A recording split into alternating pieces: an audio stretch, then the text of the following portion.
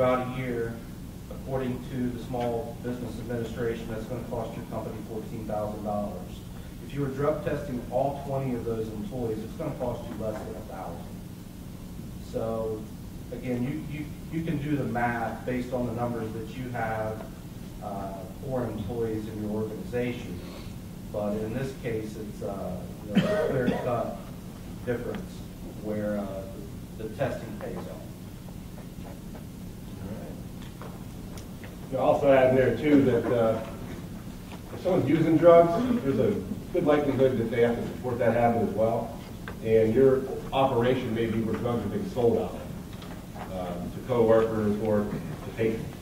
So another thing to keep in mind as far as liability. So now Mike's going to talk about the lack of record keeping that the employer had, as well as some of the resources available through the Ohio Bureau of Workers' Comp.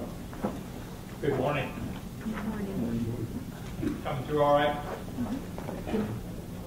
First of all, understand that when OSHA developed a requirement for record keeping, it was not intended to be a burden for the employers.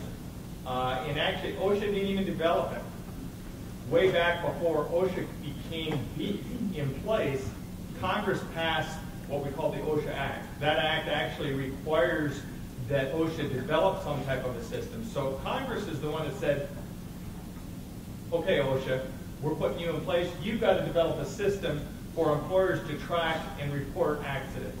Now, understand that Brad made the statement earlier that restaurants are not required to keep accident trends or to fill out the logs, and that is correct part of the time. There is a portion of the time where OSHA or the Bureau of Labor Statistics may say, Mr. Employer, for the next year, we want you to keep these logs. We want you to take a look at the trends and report back to us. So even though you're not normally required, like many regulations, we like to say from OSHA's standpoint, again, OSHA requirements are the law. They're the bare minimum.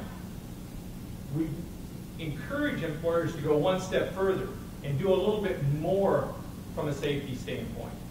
So one of the things being is, no, you may not have to keep the logs, but under the regulations for record keeping, it also says each employer shall develop a procedure for accident reporting and how employees are to take and actually seek medical care. So that procedure has to be something that you have for your organization, and then making sure you train your employees on that procedure so that they fully understand when you're actually required to report accidents. Why do you want to investigate? Well, this employer felt there was no need for trends, and the Congress's intent when they said, "Oh, you must do this," is that it would give employers a chance to see what's happening, see exactly how many claims, and again, not just the claims or the accidents, but how much is it costing you? They actually now require that if you're required to keep the logs, the top management must sign off on those logs every year.